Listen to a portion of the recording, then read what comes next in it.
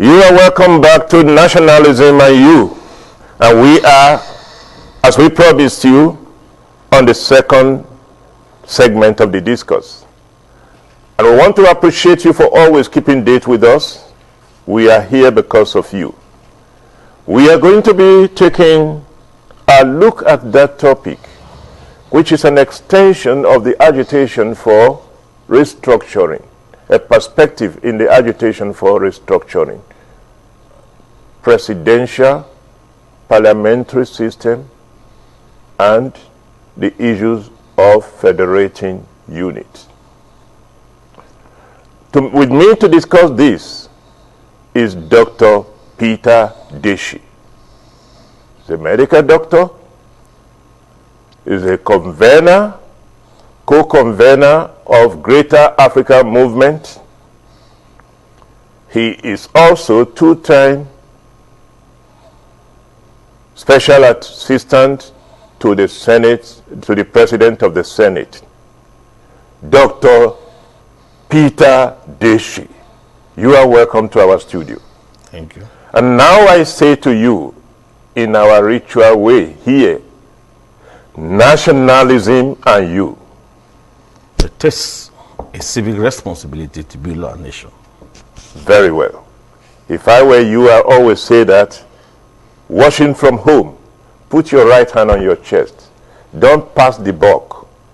It is your duty, my duty, his duty to build this country. Dr. Deshi. Thank you.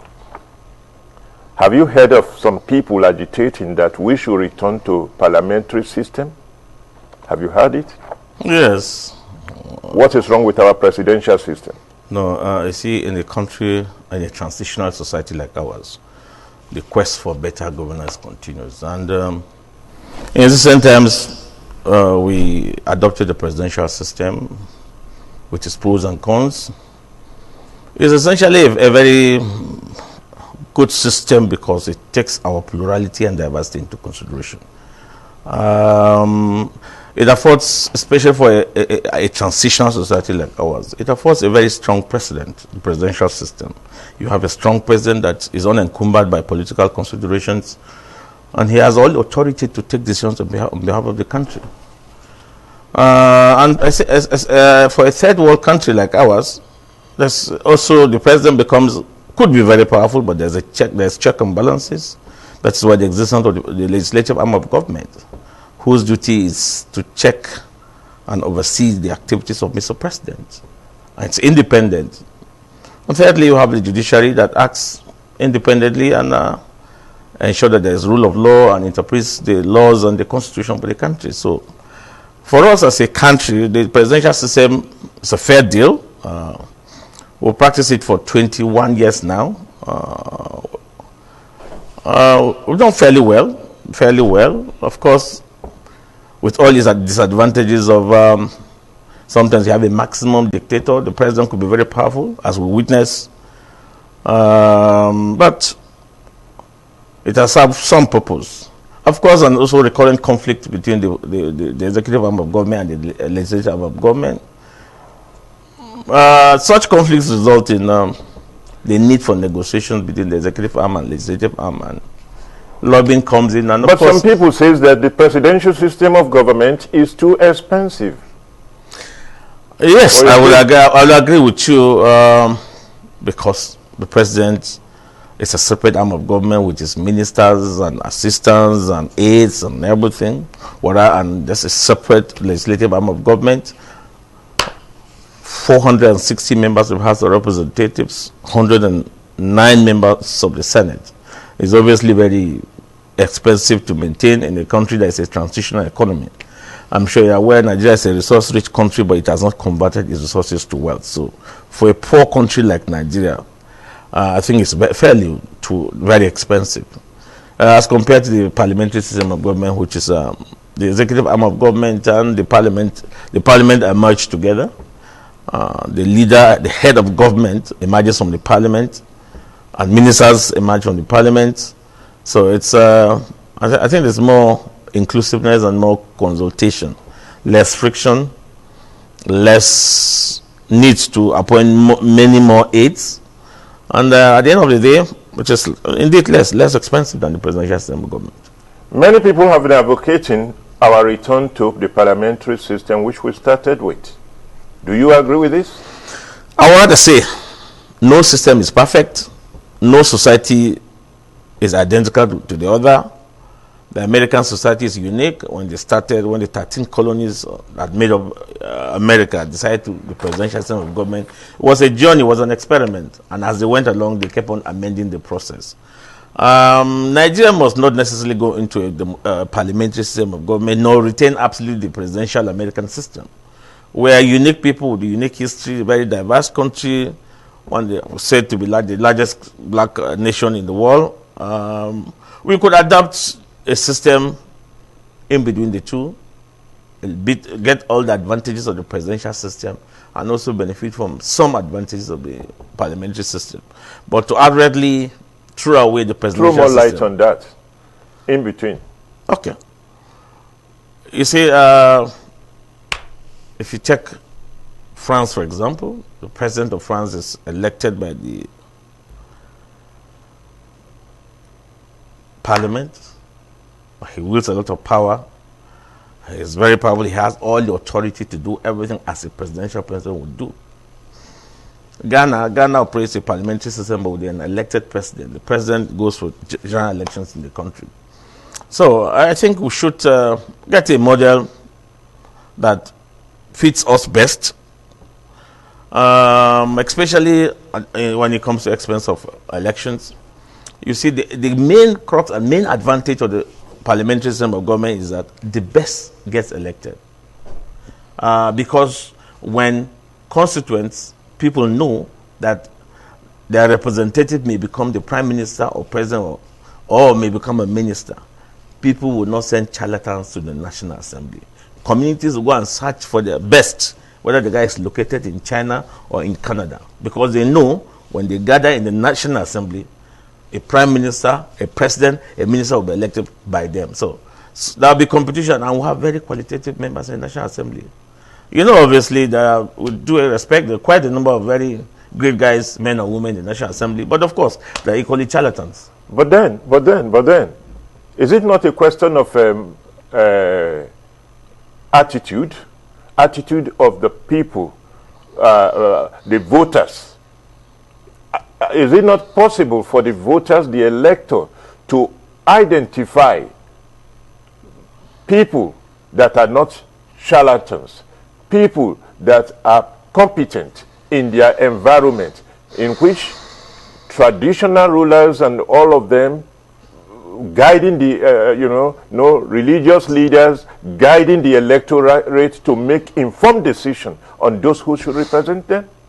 Yeah, I sure you are over-assuming the literacy rate in Nigeria. You think people are very literate, but if you take a visit to most villages, you realize that a substantial number of Nigerians are not educated, and they have no business with what happens in the country.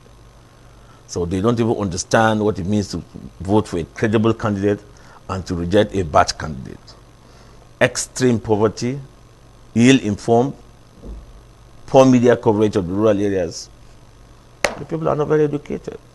So when it comes to election, with extreme poverty, 1,000 naira can end their votes. In some places less than that. So it's not possible now to think that the people will decide the best candidates. Because before we proceed further into some of the delicate issues I want us to discuss, Chief Afe Babalola, within this week, was suggesting that elections into National Assembly should be 60% by professional bodies.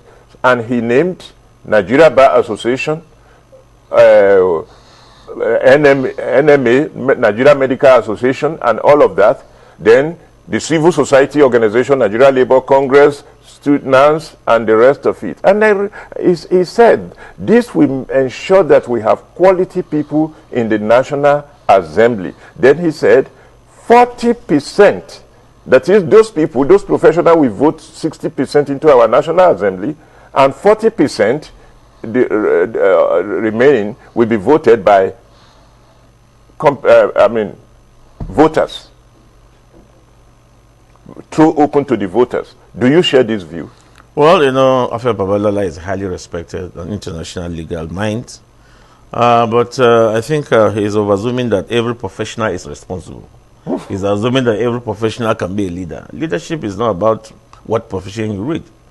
If you check our forefathers at independence, most of them were not, they didn't go to, most of them were teachers and just had basic education, but they were great leaders.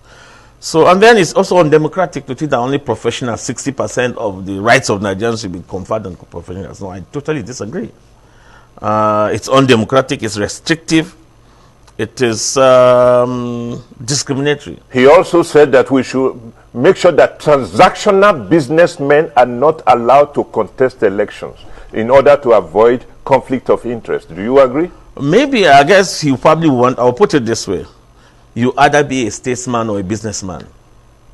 You cannot be a governor and you are doing business with your government. You cannot be a permanent secretary and your company is doing business with government. You cannot be a director and you are doing business. If you want to be a politician, you come and serve people. If you want to be a Dangote, please go and be a businessman. You cannot be a statesman and still be a businessman. You cannot want to lead us and at the end you are controlling all the retained businesses on the streets. That is a conflict. That's what he meant. Reverting to the issue you raised that not all professionals are responsible and can be a great leader and the rest of it.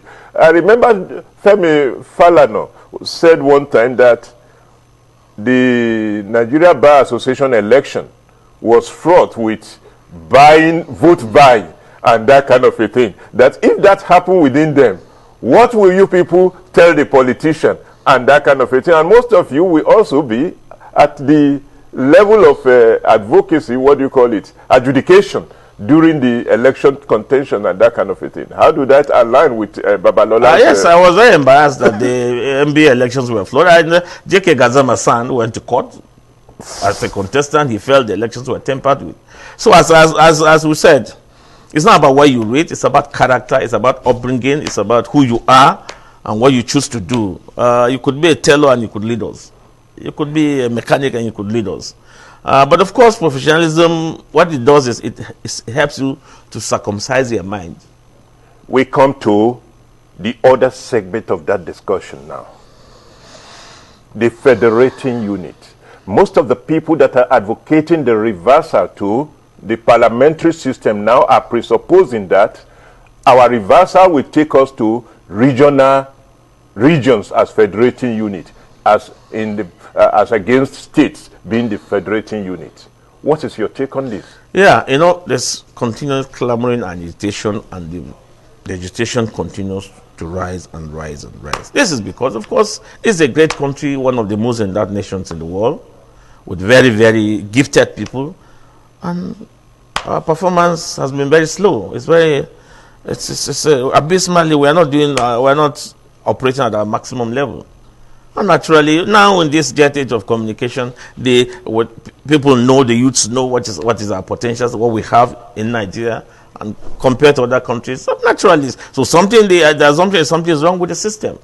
So why not let's try another system? So it's a legitimate and right thinking that, okay, maybe this presidential system is wrong and let's try the other system. But the federating units.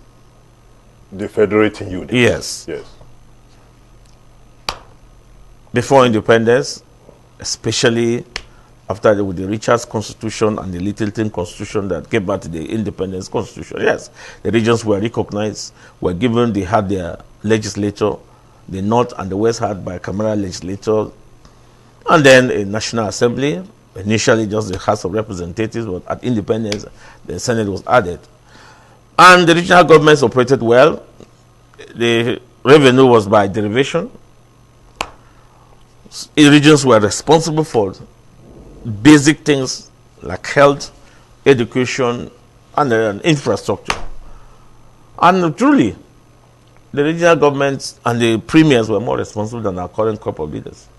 So, when their parents, when people agitation for return to the regional government, their parents must have told them, remember, look at this Western Nigeria. I mean, whatever Awolowo did, I mean, the guy with minimal resources ensure that everybody went to school in the Southwest. As beautiful as the prospect of reversal to regional regions as federating units is concerned, mustn't we be guided by some historical elements to think that the 1979 Constitution, upon which the 1999 Constitution as amended is predicated and things of that nature, and the dismantling of the region being federating units has to do essentially with the necessity to keep Nigeria as a united nation? Right. Well, you know, the regional governments, to maintain the unity of the country. Yes, of course, especially at the beginning of the Civil War, Yakubu Gowon had to quickly dismantle the regions and created states. Well, the regions as obtainable at independence can no longer be tenable and used as basis for federalism. You will agree with me that except for the Southwest and Southeast and probably most of Northwest, most other places are not homogeneous. They are not. They are very, very heterogeneous.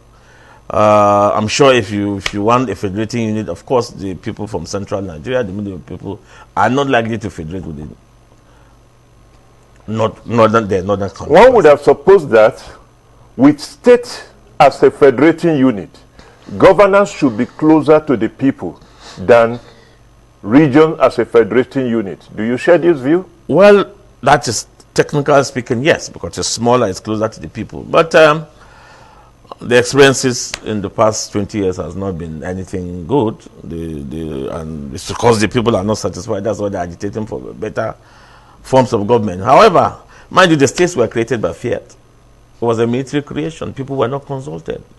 If we must create federating units, we need to consult the people. Do you want to be here? Yes. I'm sure if the Kaba people are consulted, if they want to federate, they will naturally want to go with the Southwest. Naturally. And I'm sure the people from the Middle Belt, if you have a federating, they will want to remain in the central Nigeria as a federating unit because most of the groups there share common historical and political experience. Your last word to the Nigerian people, advising both the government and the citizen. First of all, you know, I told you, I need to add a word before I go finally. We have not done the naming ceremony of Nigeria. Lady Lugard and Lord Lugard named Nigeria on River Niger. And River Niger was called Niger River.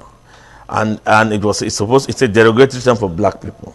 They just decided to call us Niger area. So the name Nigeria itself does not mean anything. Do you have a name you want to suggest? Naturally, a name is important. You take our characteristics into consideration where black people were Negroes were in Africa. So a name like United Negro Republic of Africa would do. UNERA. But Nigeria is the greatest country in the world. Thank you very much. And it's been wonderful having you. And we hope that you will make yourself available when we will need you again. It has been very elucidating talking with you.